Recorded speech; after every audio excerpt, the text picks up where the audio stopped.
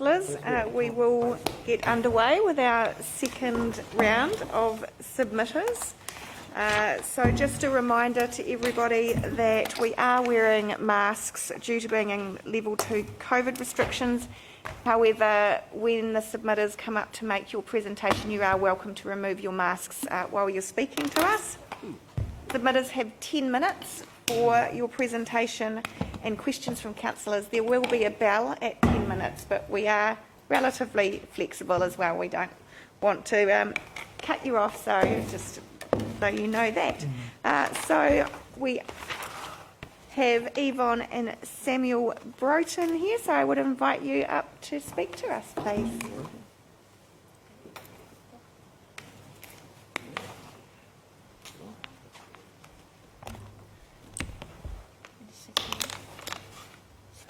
Welcome.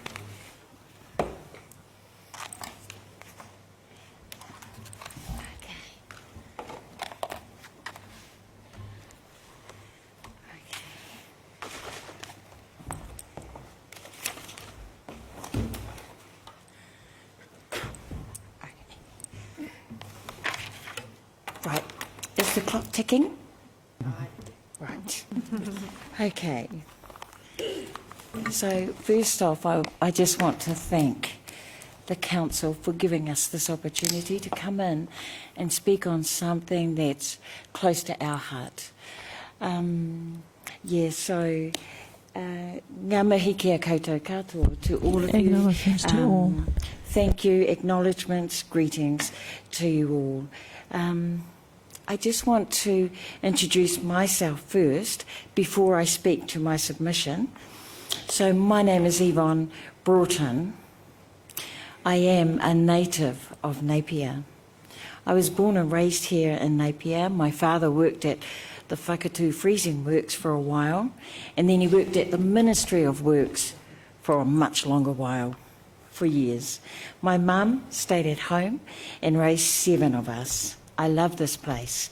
I'm not here to try and make a point or stand because I can.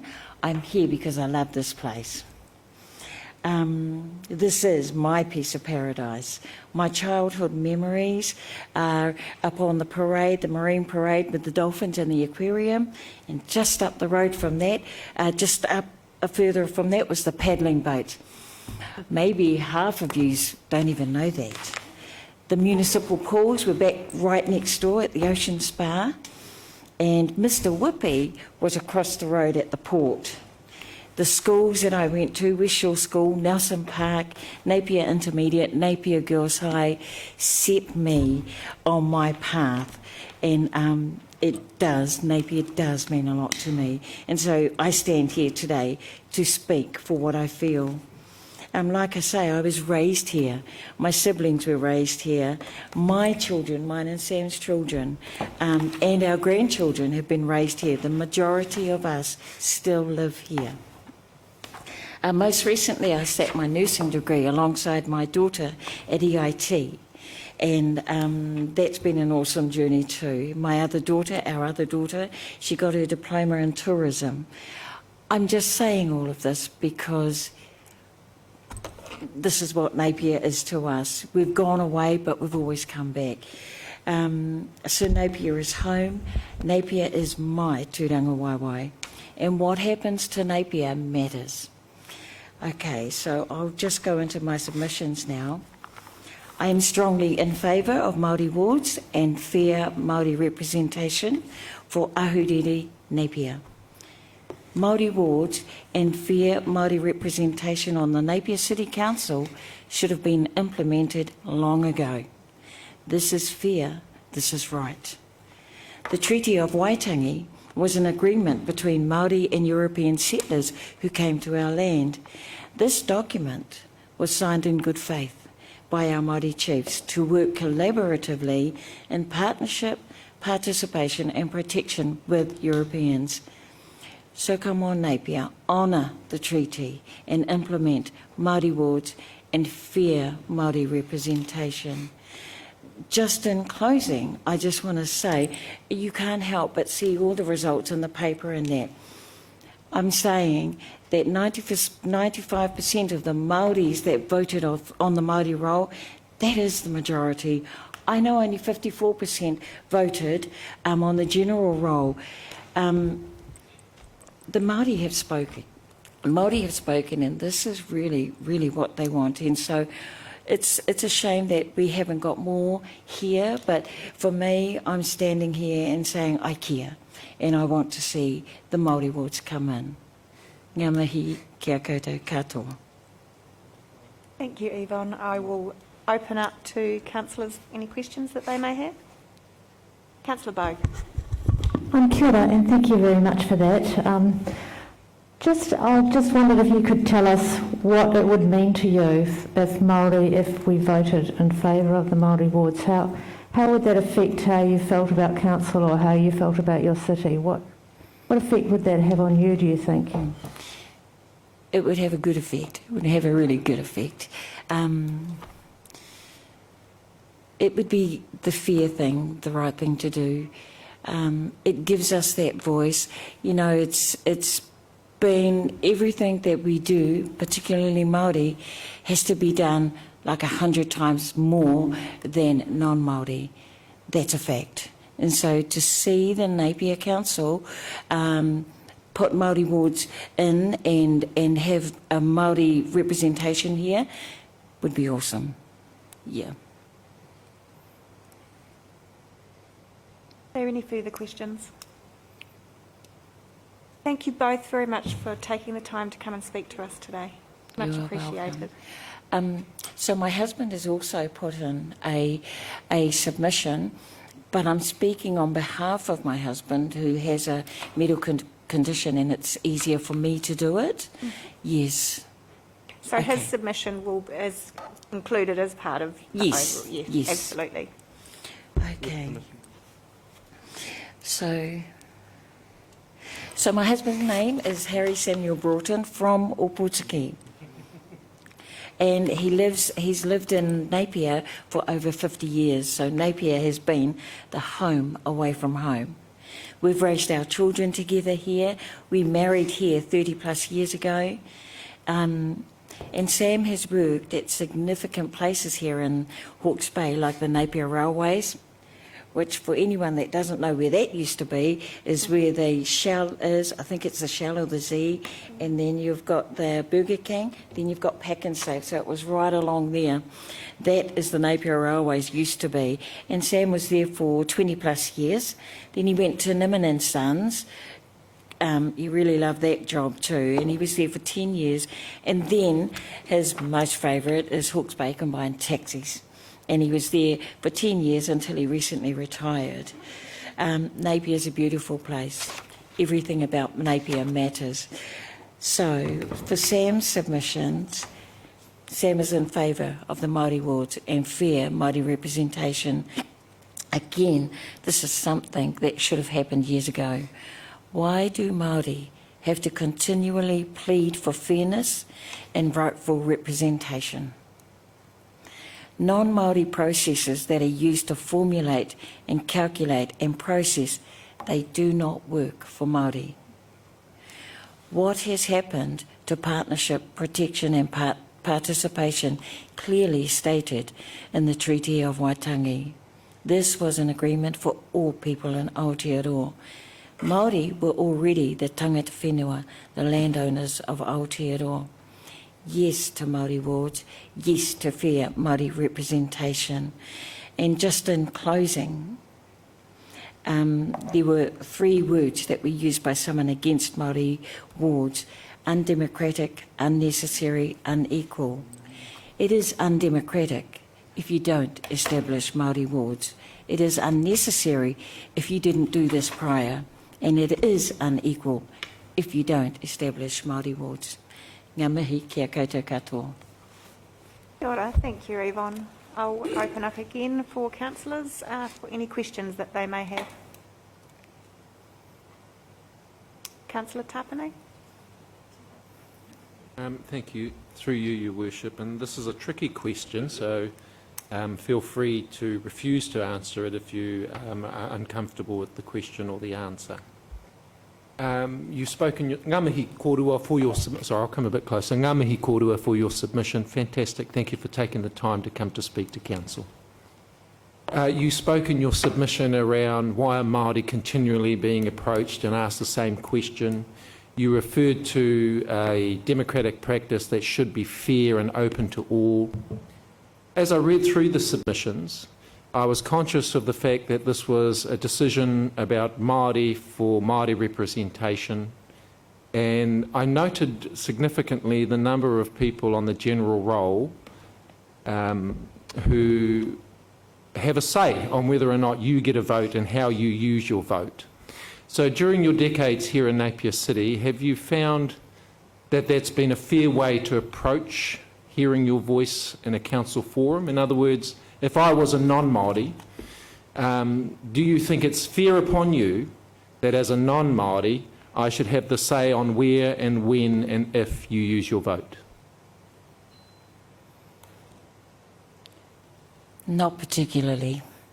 So conversely, this whole consultation answers the question I'm about to ask anyway. Who do you think should have the primary response with regards to the Māori vote and Māori representation?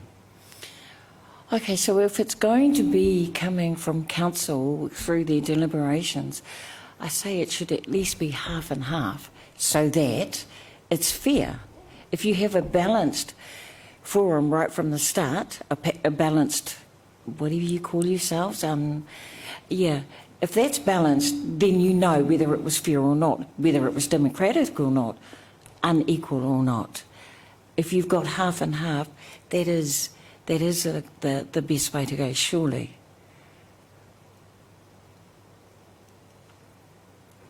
Thank you very much for your question, for your answer. Kia ora kōrua. Kia ora. Deputy Mayor Brosnan. Kia ora. Thank you so much for your submission. It was really good to read, and for me, reading your submission, I think it was, you know, just epitomises that kind of middle New Zealand around some of your thinking. And one of my questions to you is one of the concepts that I'm struggling with, and it comes off the back of your answer to Councillor Tapanes, and that's in the establishment of Māori wards, there would be a number of candidates that would be elected. For instance, we might set that number at two ward councillors for the Māori role. Could you give me your views on how you feel imposing a cap essentially on the number of Māori ward councillors, how that feels to you, whereas by now, for instance, if you had 5 amazing Māori candidates stand, they could all be elected, versus if we went with a Māori ward, there would be a number. We don't know what that number is, and 2 is an example, but just interested in your view on that. Oh, I'm not sure I'm understanding what you're saying. So currently the number of elected members who identify as Māori who could stand and could be elected is limited only by the number of seats we have. So we have 12 seats. We could all be Māori if that was how the community voted. And, you know, obviously now we have 2. If we introduced Māori wards, there would be a number of seats for those Māori wards, for instance 2. How do you feel about there being a number, a max number the Māori ward could elect? You mean the 2? Correct, in that example. Okay. Versus the other, what you were saying about 5? Yeah, so now if we had 5 amazing candidates of Māori descent stand and they could all be elected, as they could under the Māori ward system, we would only, for instance, have 2 seats for those on the Māori roll to vote for. Okay, so essentially I'm thinking to have Māori on the council, whether it's 1, 2, 3, 4, is going to be really good.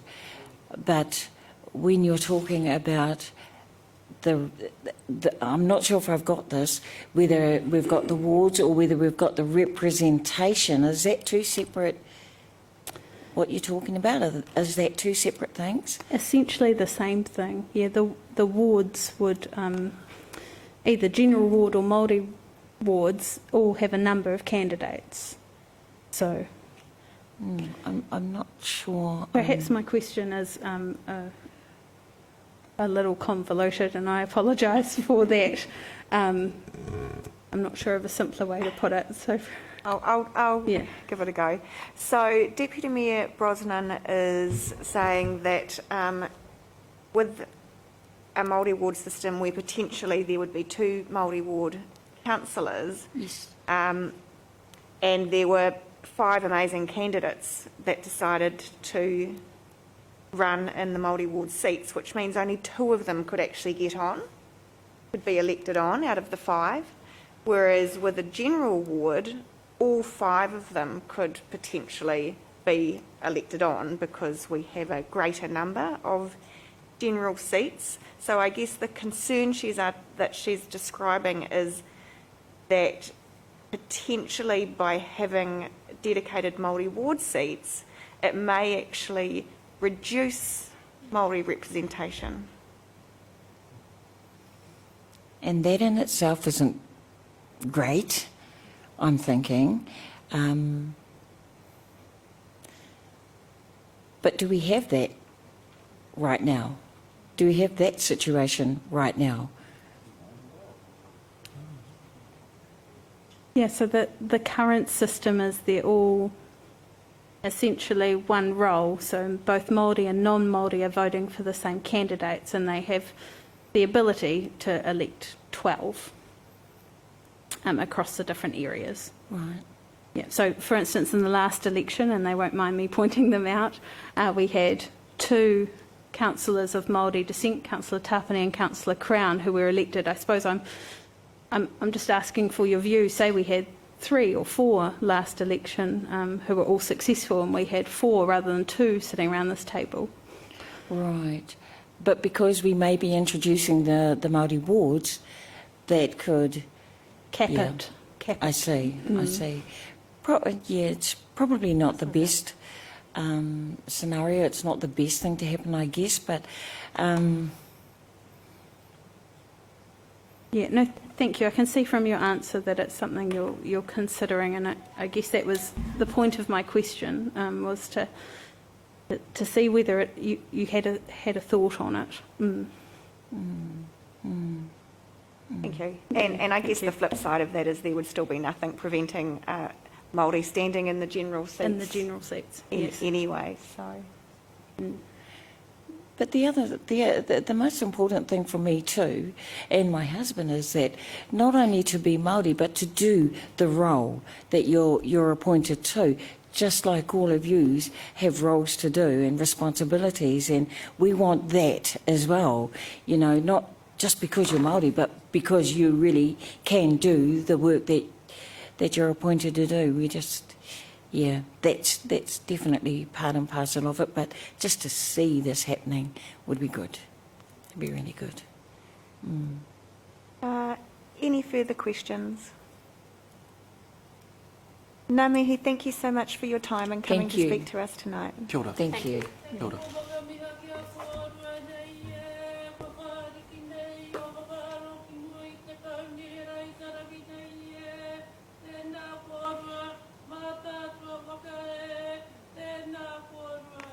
Kia ora. Tēnā koe whaia. Māori ora kia koutou. Kia ora. Kia ora.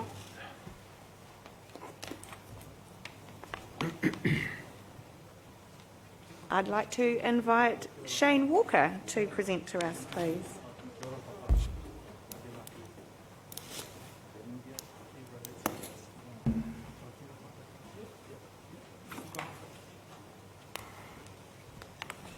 Welcome Shane and Matt Mullaney and Tanya Eden. Welcome all 3 of you. Kia ora.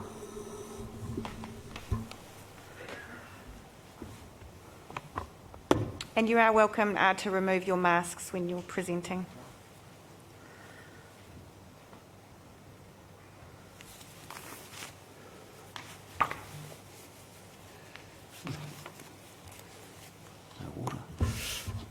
Oh, tutai, mai e te tipua, mai e te tawhito, mai e te kahui o ngā ariki, mai e te kawhiwhiki ngatu. O ka tākina te Māori ko te Māori ahu nō ki runga ki tēnei taura, ki runga ki tēnei tauira. Kia tau te Māori kei rungi tēnei kaupapa whakahirahira. Hei whakaai ki ngā wāri Māori, kei konei ki ahu riri tonu e. Ko te Māori he whai ororo a tāne te waiora, ko tēnei te tārua kia eke tū ki te rangi, kia eke panuku, kia eke paneke, kia eke kirunga o mātangi rei, whano haramai te toki, haumi e, hui e, tāe ki e. Tēnā tātou, ko Shane Walker toku ingoa, hui au. Shane Walker. Ngāti hini pare, ngāti I'm a descendant of Ngāti Hini Pare. Tēnā tātou. My submission made in September is in support of the establishment of Māori wards for 2025, and I will speak to the submission and leave you with a number of questions for your deliberations on Wednesday, and happy to take any pārtai at the end of my submission. However, in order to understand the benefits of establishing Māori wards for 2025, we must first understand the process that you have just governed us through, and your lack of appetite to establish Māori wards for 2022 in order to understand those benefits. For the record, I have a strong view that Māori wards should have been established for 2022 and submit to the Council that you failed in undertaking a significant, appropriate and respectful consultation process on behalf of the community and particularly mana whenua. I will speak to the benefits of having Māori wards established, but firstly, want to highlight that these benefits or opportunity costs of not having had Māori wards in place by 2022 will have an irreversible effect on mana whenua. The opportunity cost of not having these wards or this representation at your table from 2022 to 2025 is irreversible. If you look at your current first term as a new council and the strategic irreversible decisions and impacts that you have had to grapple with, these will not be isolated to just the past 2 years, but will also be faced by the council representatives out to 2025. So for the record, Napier City Council and constituents would have benefited greatly, in my opinion, from Māori representation, Māori wards at your table from 2022 to 2025, had you had the desire and the drive to establish them, hence the importance of these being in place for 2025. The Napier City Council is an outlier in our rohe, all around you. Your peers have established Māori wards. All around my whakapapa has been acknowledged as being valuable in the district decision making. With 25% Māori population, the question I have of your deliberations on Wednesday is if you truly believe you did everything within your power, your control and your ability to consult prior to making your decision on April the 20th not to establish Māori wards for 2022. And again, I raise this because it's important whilst you start to consider establishing Māori wards for 2025. Just looking for some water actually, but anyway, I guess that's my next topic.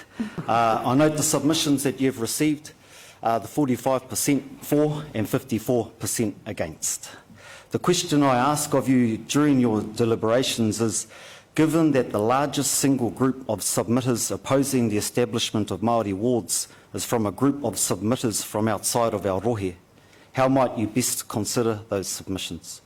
I appreciate that numbers are an important metric related to considering public opinion.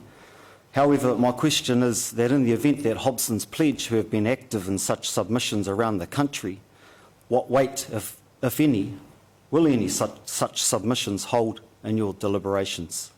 How is it that an external opinion and submissions might influence negatively the consultation here in Ahuriri and therefore possible irreversible effects on our people? In my submission, I suggest that it shouldn't, and I wouldn't be interested in I would be more interested in the actual numbers, thank you, of legitimate submitters on this significant kaupapa. I want to provide some examples of authentic partnership in action which is in effect the benefits of Māori wards. So I want to come back to my initial point. We can point to the mana whenua response to the Christchurch earthquakes of Ngaitahu. We saw Ngaitahu in partnership again, respond to the community needs in the Kaikoura earthquakes. We don't have to look very far at all in our own backyard here, where the community has experienced partnership from mana whenua in responding to the Napier floods and the COVID crisis. So why is it that in a time of crisis, the local authorities look for partnership, yet related to proactive opportunities to improve the well-being of our community, the council need to consult and then decide if you wish to establish Māori wards.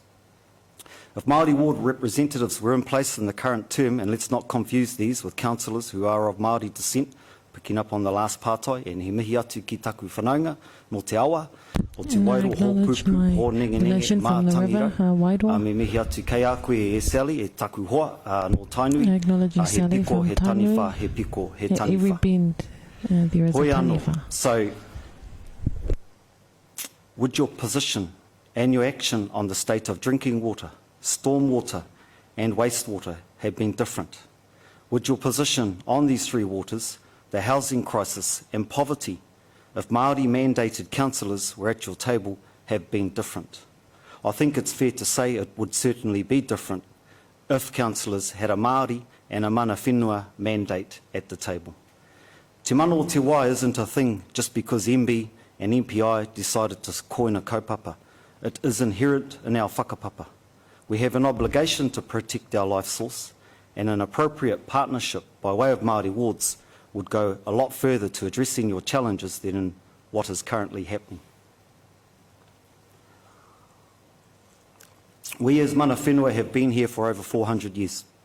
Councils and other Crown institutions like the DHB are still adapting to our society and environment and will alter, adapt, come and go via pending review and legislative changes. Mana whenua will permeate time, and the only guaranteed entity to still be in existence in 400 times is ourselves. Coexisting in the long run is in the spirit of Te Tiriti o Waitangi, and I acknowledge the previous submitters today in acknowledging Te Tiriti o Waitangi. I accept that you aren't clear on your obligations to Te Tiriti and to some effect in denial, but you're an outlier here also. Again, look around. My last question to you is, why would you not have Māori wards? When at the heart of our society is manaakitanga and rangatiratanga. Why would you not want these values on your council mandated to assist in navigating the turbulence that you will undoubtedly face in the coming years and be faced with making irreversible decisions, ultimately in the best interest of our whole community and our mokopuna and their mokopuna? It's our duty to do so. Tēnā tātou katoa. Kia ora. You think, Shane, that if we do go ahead and make this decision in a positive way, that this will restore a lot of the relationship, that the harm that was done when we didn't choose the 222 option?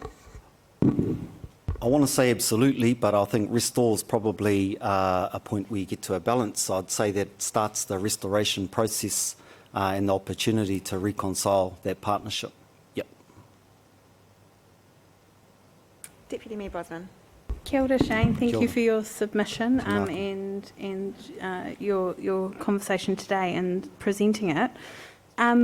Just picking up on that question you asked us around why would you not want a Māori worldview, essentially mandated Māori worldview sitting around the council table, and I thought that might be a good opportunity to give you an opportunity to kind of address some of the themes we're seeing in the no submissions, especially around that why can't great Māori candidates sit on the general ward seat and receive support, across the board. And I thought that might be a really good opportunity for you to provide us some contrary kind of conversation to the argument that we see coming through in some of the submissions. Yeah, cool. Thank you.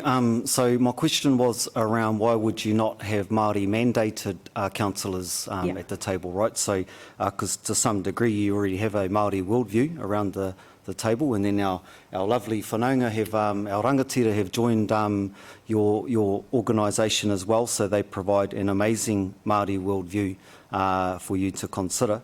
I think to answer your question, a mandated view and why would you not? provides an opportunity for our whakapapa, and it comes back again to support earlier submitters around an honouring of Te Tiriti o Waitangi and the intentions of the settlers being invited into Ahuriri. So it's an opportunity for mana whenua and Māori to have a guaranteed voice at the table, whereas at the moment we're very lucky that we've got Sally and Api elected, however we're not guaranteed that. And so this is really about an opportunity to ensure that Māori are at the table and support the Napier City Council and our community, because I've also read a number of other submissions from non-Māori that are in support, that talk about actually the Māori mandate and worldview at the table would be supportive. And I want to point back to my submission point around Three Waters. And so, like I say, it's inherent in our whakapapa, and so important to us that creates another opportunity for a different conversation with central government and other parties when we're talking about te mana o te wai and our whanga and our moana and our awa and our people. Kia ora. Thank you. Tēnā koe. Councillor Tapani. Thank you, and through you, Your Worship. Lots of really powerful comments in your submission there, Shane. Ngā mihi nui ki a koe, me rātou hoki.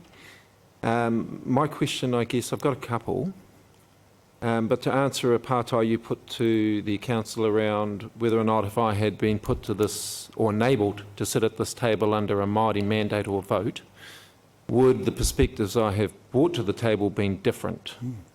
In short, absolutely. They would have been different.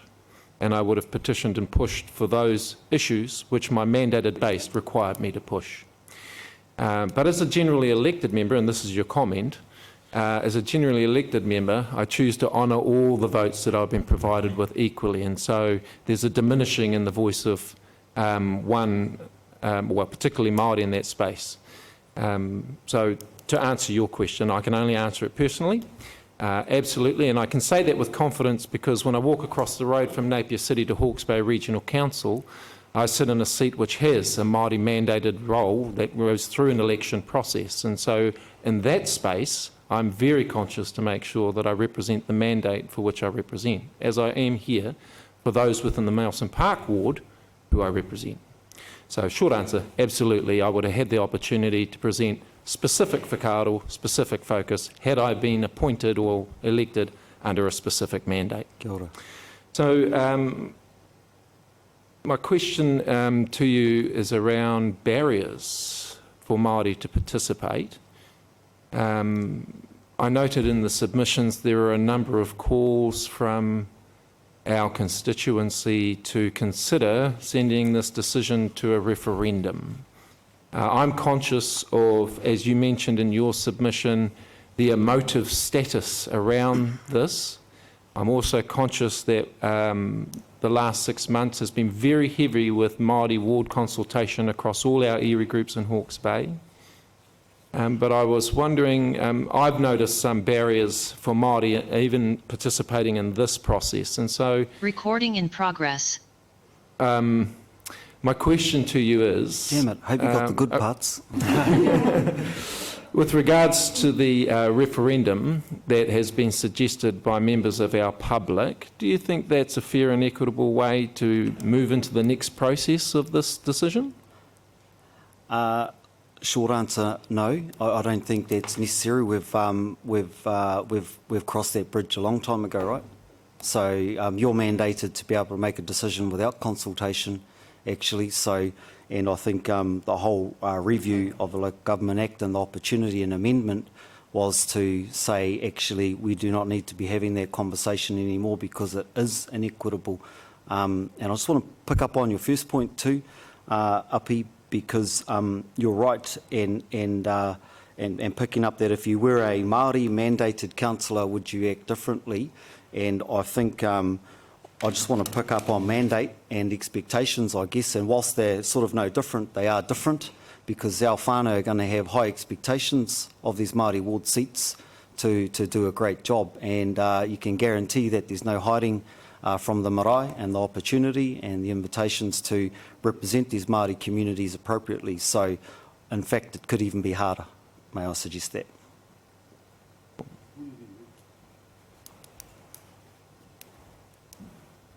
Okay. If there's no... Councillor Simpson. Kia ora, Shane. Tēnā koe. Thank you for your presentation. Just a question. You indicate that the relationship will get worse if we don't have Māori wards. Are there other options available to us in your mind that would avoid the situation getting, or the relationship becoming worse? Sorry, can you repeat the question? Okay. Are there other options available to us rather than Māori wards to ensure that we build good relationships with our Māori? I think there's plenty of opportunities to honour the partnership and protection principles within council, and also participation. And again, I want to acknowledge the opportunity. We have a number of our rangatira and our whanaunga employed by the council, which is fantastic. So that provides you really good opportunity and support.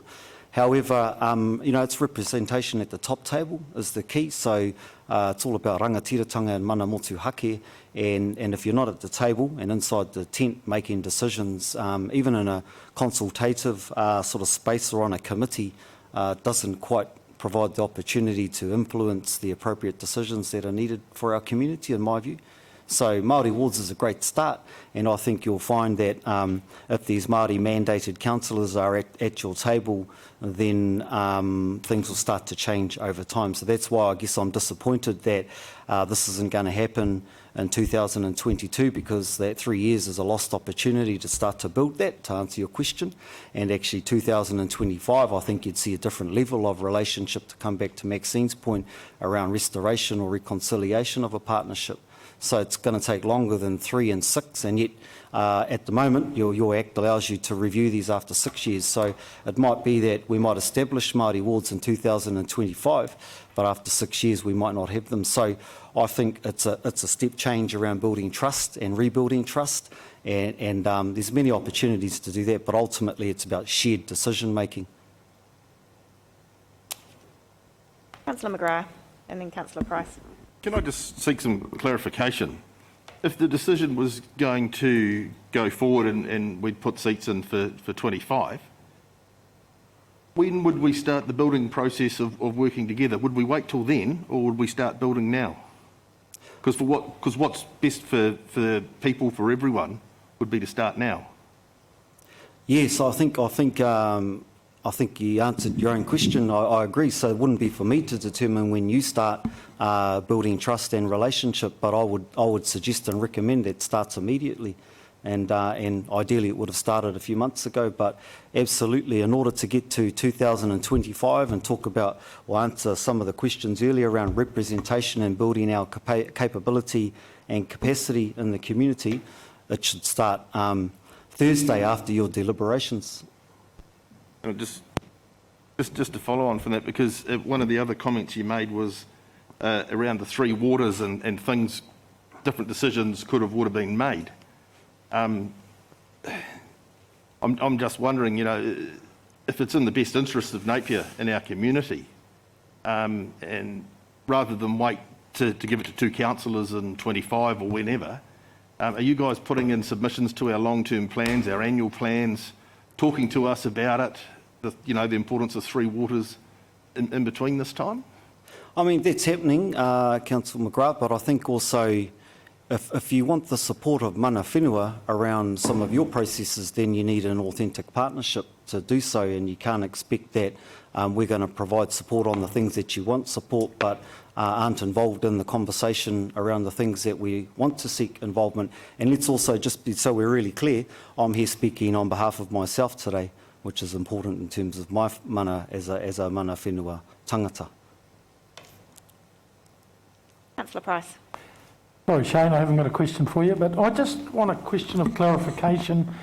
Councillor Tapani brought up the referendum or poll, and I was of the view that that option had been removed in the legislation change. Yep.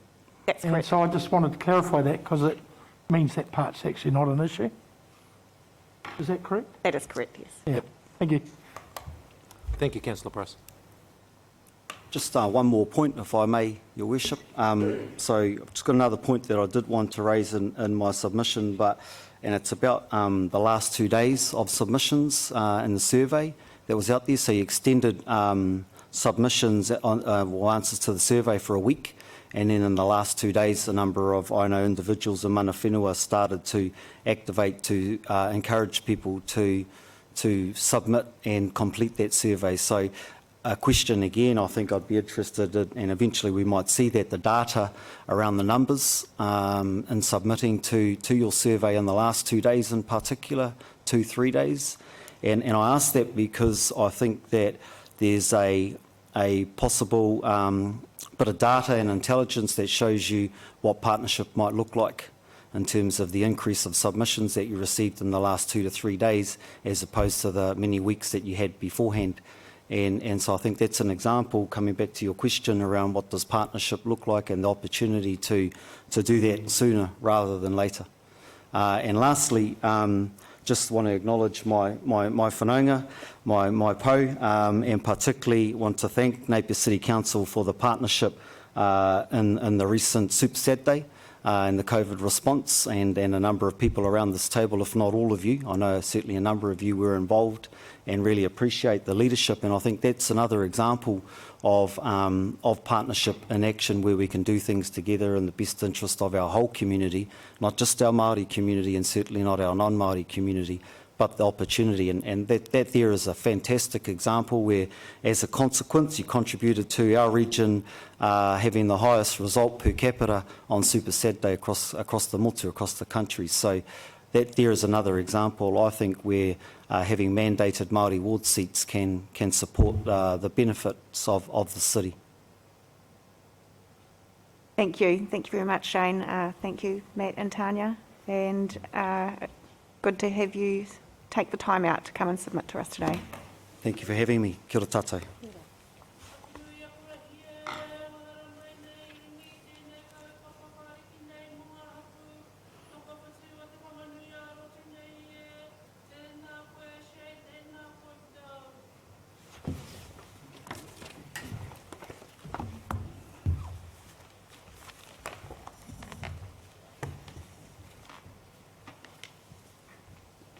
And I'd like to invite Paul Bailey up to talk to us, please.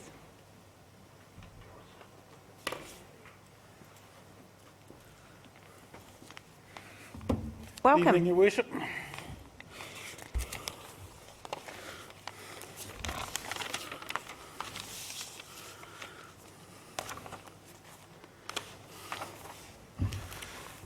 It's great to see you having submissions in the evening, so I think it's a great initiative, and I hope it happens all the time from here on in. Firstly, I'd just like to say thank you to the staff for such a great report.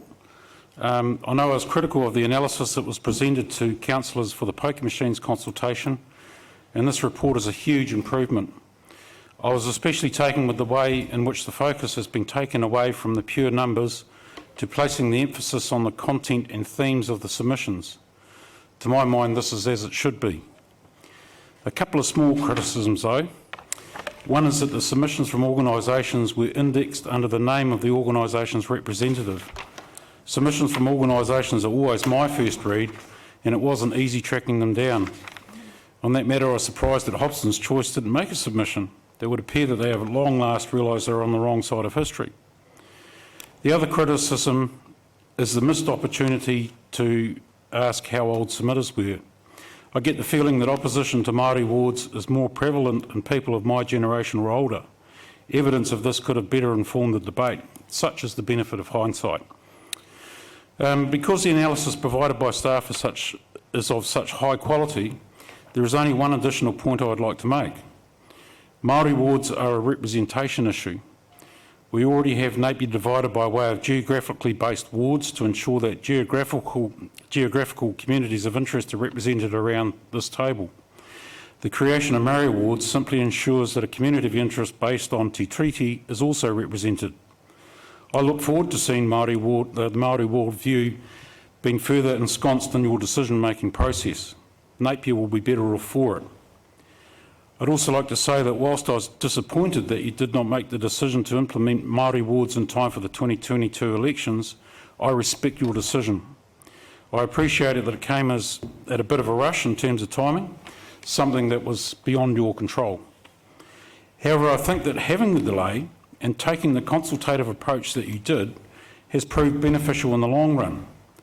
Not only has it demonstrated why many people support the introduction of Māori wards, it showed that those who do not have, in many instances, done so using spurious arguments, something which has been pointed out in staff's report. I'm of the view that this evidences that much of the opposition to Māori wards can be ignored and just how far we have to go with civics education in New Zealand. Thank you for your time. Thank you, Paul. Councillor Bogue. Thanks a lot, Paul. As a Pākehā, what do you think, what do Māori wards have to offer Pākehā people in Ahuriri, in Napier? What's in it for us? To offer Pākehā people in Napier? Well, non-Māori, you know, what's the benefits that we as non-Māori can experience from having Māori wards in our council? What do you think? I think the key benefit is actually having the Māori worldview better discussed and being part of the decision-making process. One of the, in my life's journey, I feel really privileged to have come in contact and have worked with a lot of Māori on different issues, and it's been a real eye-opener for me that things are considered quite differently by Māori. When we were going through, for example, when we were going through a lot of the debates around water allocation on the regional council, one of the things I had pointed out to me is that the standard practices being to say how much water can we take out of a river until it becomes, until it stops being able to support life. Whereas the Māori worldview is to turn around and say, how much water do we need in the river to support the life and the Māori of the waterway, of the awa, before, and then anything that's left over, then we can allocate out for other uses. It just tips things on the head slightly. And to me, I think as a society, if we got our head around those sort of issues and looked at it from a completely different point of view, I think we'd be all better off for it. Councillor Tapney. Thank you, Your Worship, and through you. Some of my questions have been a bit hairy today, Paul, so if it doesn't make sense, just say so. Doesn't surprise me, Alfie. This should be a nice, easy question. In some of the submissions that came through, particularly from those on the general roll, a comment I heard was that Māori have enough representation and voice in the political space, and this is just a second bite at the apple. What's your perspective on that? One is that there isn't a big enough bite of the apple by any stretch of the imagination. That's just bizarre. But in terms of saying that there's enough Māori voice around the table, for example, yourself and any other Māori who has been elected from the general role or as a general councillor or from the general ward, is representing that particular ward. Whereas if you're on the Māori role, like I say, at the moment we have representatives based on geographical areas, and what the Māori having a Māori wards brings is that they're bringing a Māori worldview definitely into, and that's represented around the table as well. But the more Māori voices we have around the table, the more likely they are to be heard as well. So I find that would be really beneficial. Thank you very much. There's no further questions. Thank you very much for taking the time to come and present to us tonight, Paul. Much Not appreciated. a problem, Your Worship. And may I congratulate you as well on the selection of your Chief Executive. I think that was a very, very good choice. Cheers, Paul.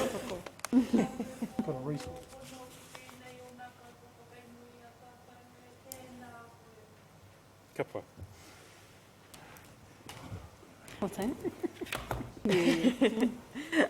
I'd now like to invite Selwyn Hawthorne, who is supported by Zeta Smith and Josie Cooley. Welcome, Selwyn. Kia ora.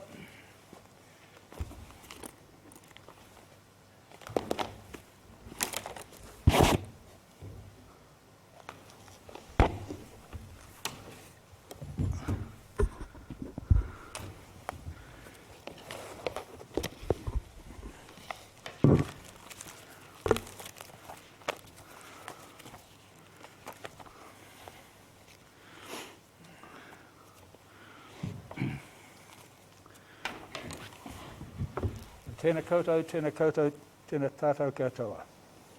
And sorry, So- Son, you are welcome to take your mask I off can, while you're thank you. speaking. Yeah. Thank you.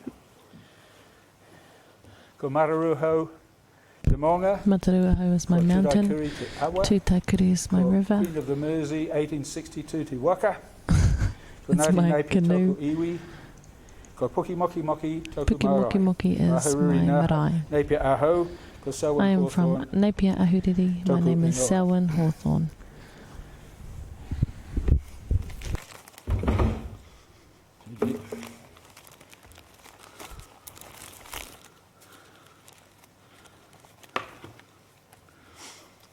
Good evening, Madam Mayor, councillors, staff, fellow submitters, and my two support people.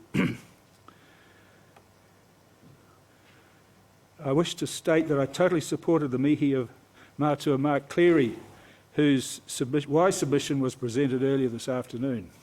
I speak to you tonight as a previous chairman of Napier Pilot City Trust, who was charged with restoring it to its original charitable status so that it could continue its original kaupapa of improving the quality of life for all Napier citizens. I support the introduction of Māori wards to the election procedure undertaken by future Napier councils.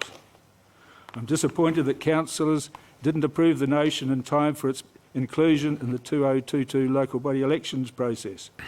Māori so deserve to have a seat at the table.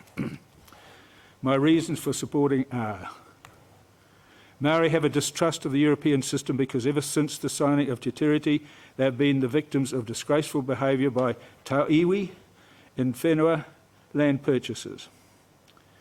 Māori have had land confiscated through the nefarious processes by kawanata, local and central. When land that was forcefully seized or purchased and found to not be needed, they have not had the land returned to them or even offered options to purchase. Hawke's Bay was particularly bad in whenua dealings because of the Waipukurau, Ahuriri and Heratonga land grabs that I liken to the Wild West of North American dealings with the First Nation people.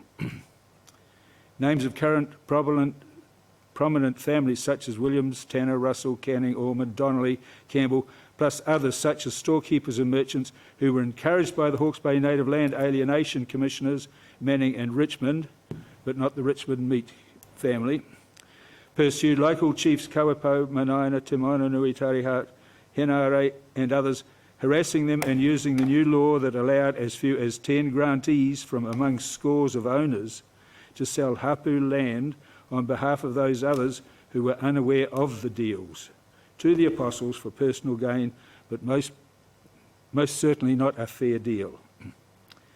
The imminent Mana Ahuriri settlement bill before Parliament will nowhere near equate to a fair settlement for the lost whenua, but it will rightly give better security to the waters of Te Muruwai o Te Whanga, the Ahuriri estuary. Full stop. In health matters, Māori have not been confident in white man's magic, and their life expectancy is a result of this, hence the COVID trepidation. In the justice sector, last year, 2020, 43% of all criminal charges were brought against Māori, but Māori were only given 24% of the year's discharges without conviction. Meanwhile, 35% of charges were brought against Pakeha, Tau Iwi, and they received 35% of the discharges without conviction. Why are these figures so different?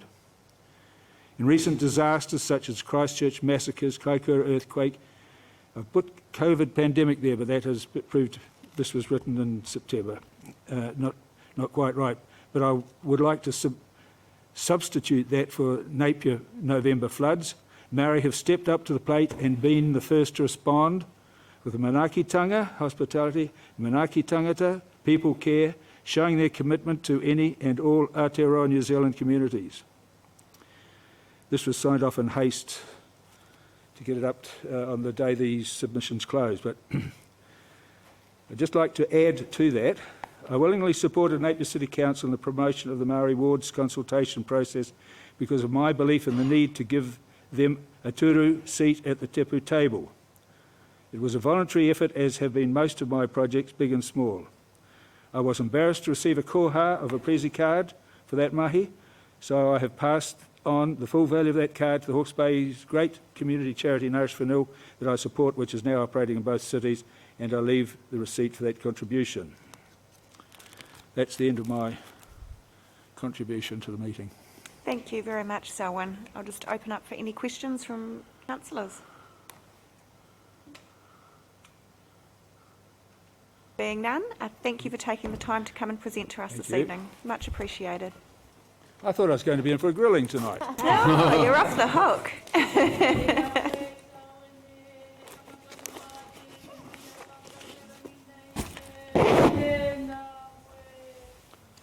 Thank you. Kia ora.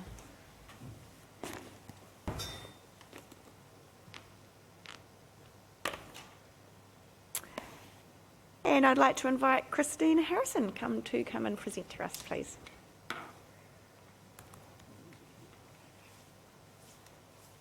Welcome.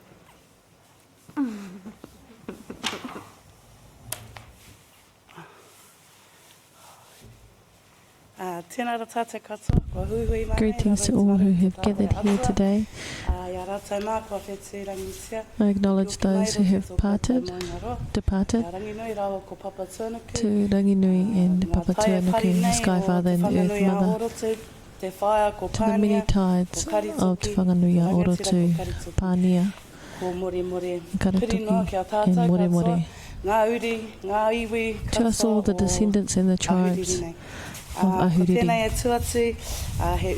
I stand before you as a grandchild, a descendant from the East Coast, all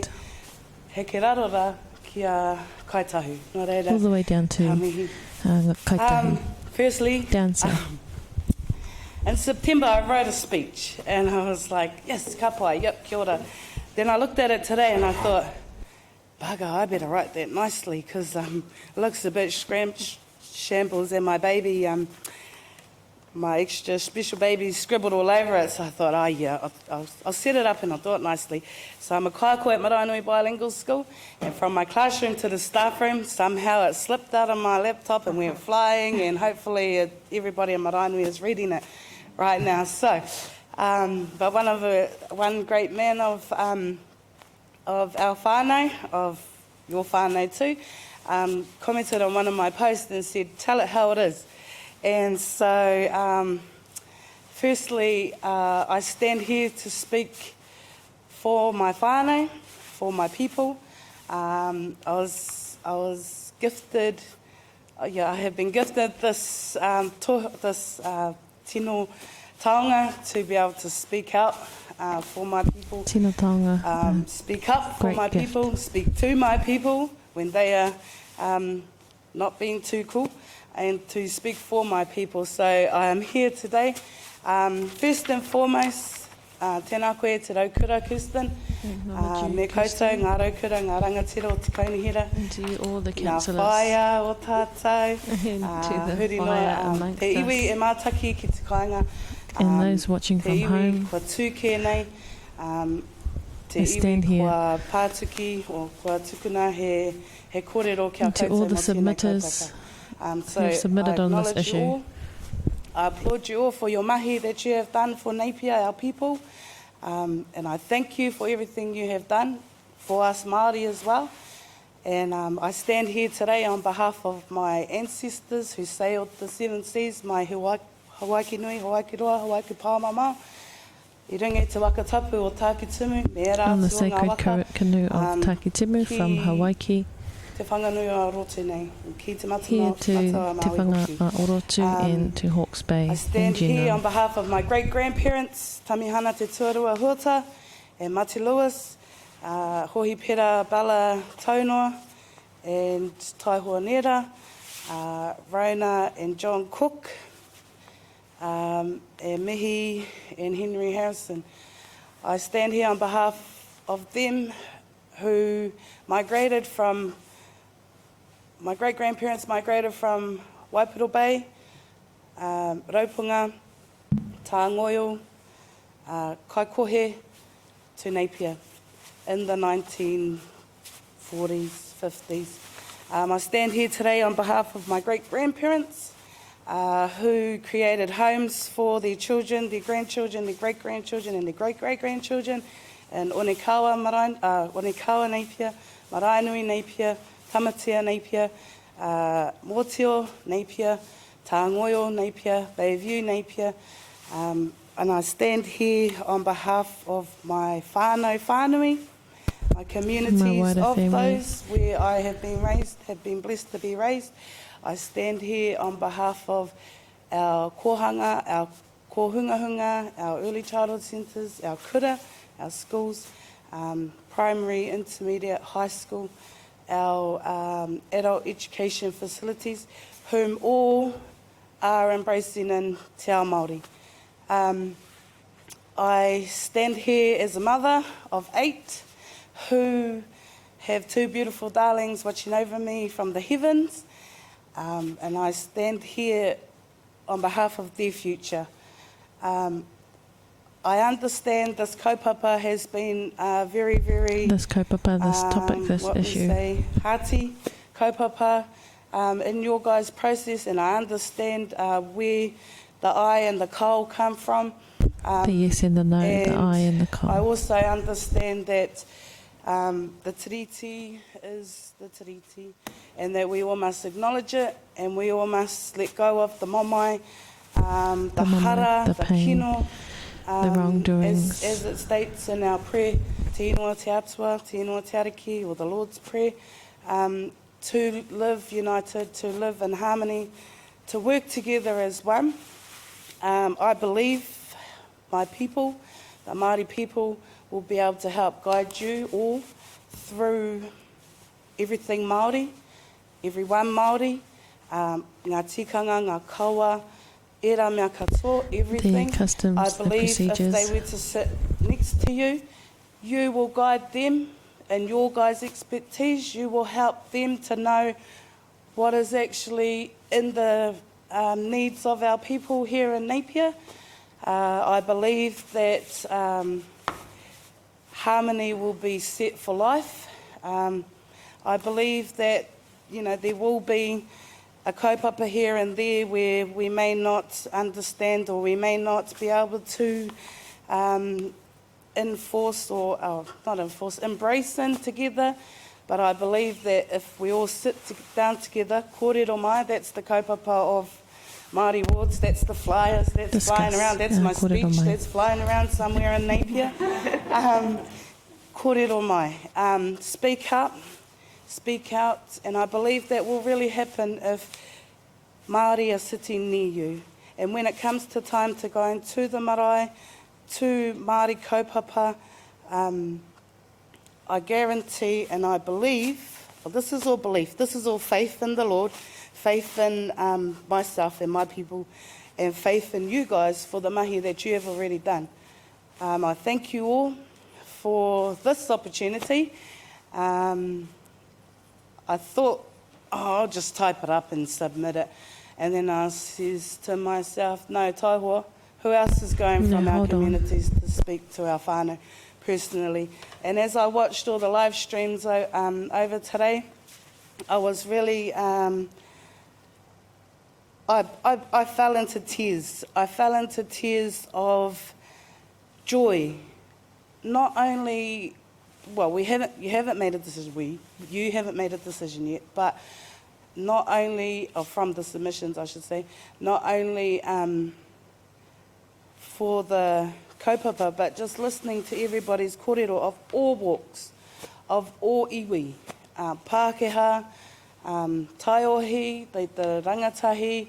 I just sat there so in awe, like how wonderful that we get this opportunity and how thankful we are for this opportunity. And I hope and I pray that yes, Māori wards, yes, kotahitanga, yes, tino rangatiratanga, yes, kaitiakitanga, yes, mana whenua, mana tangata, mana atua, and mana tātou, mana whānau. So, I runga I ngā, I te waiata rongonui o te teina o tōku tipuna. So, as the song goes, the song written by the younger sibling of my ancestor.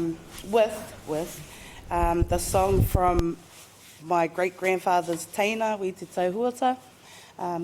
E ngā iwi kia tapatahi, kia kotahira, tātou tātou e. Tūtira mai ngā iwi, tātou tātou e.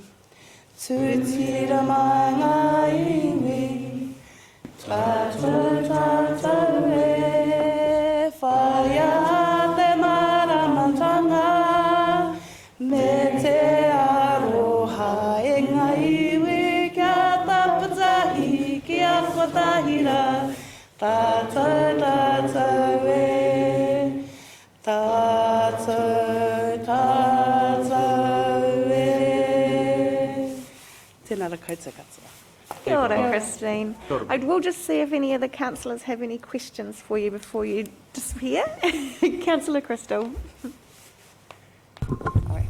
Kia ora. You've said that you've been gifted with the ability to speak for your people, which is awesome. So if Māori wards get the decision goes in favour of them, are you someone that would like to stand in a Māori ward? Oh, thank you for that, Pātai. I would love to work with you all for our people. I would love to work with you all. I love being a kaiko. I love being with my tamariki at Kureraro o Maraenui bilingual children. School. I love to share this kind of education with them so that our rangatira poa popo will, the leaders of the future. But yeah, that's a really, really awesome question. I will think about that. Thank you. Any further questions? Thank you for taking the time to come and speak to us tonight.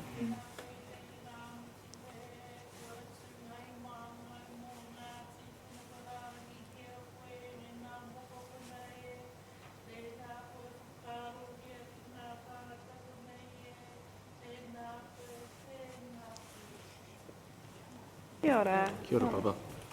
And that brings us to the end of our submitters for the day. Thank you, councillors. We will be re-adjourning at 9 o'clock tomorrow morning.